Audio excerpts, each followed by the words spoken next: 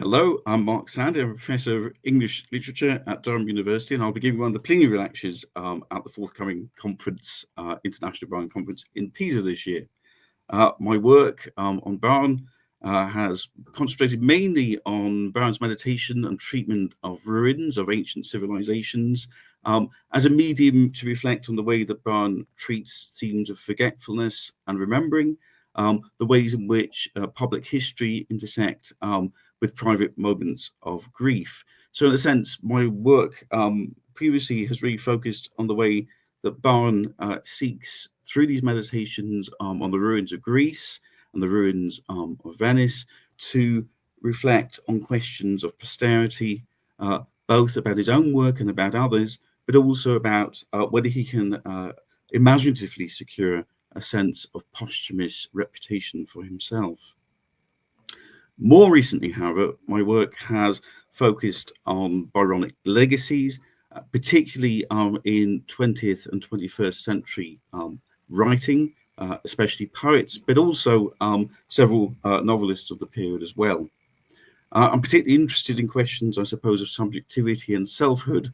And for example, I explore how a darkly existential Byronic selfhood haunts W.B. Yeats's poetry and its poetic myth-making and struggle for transcendence, which you could contrast, for example, with W.H. Auden's letter to Lord Byron of 1937, where he in fact celebrates a very different kind of Byron, moving away from that dark, brooding Byronic self to the much more witty, mobile and agilely intellectual Byron of the Sierra-comic poetry of something like Don Juan.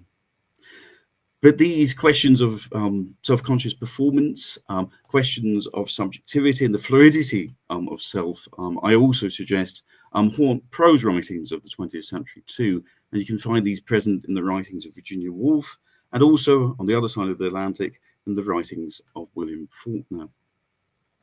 My plenary lecture will explore a range of these imaginative responses of Byron's legacy in the 20th century, but I will focus mainly on the poetic tradition and look at writings by W.B. Yeats, W.H. Auden, and also Hart Crane.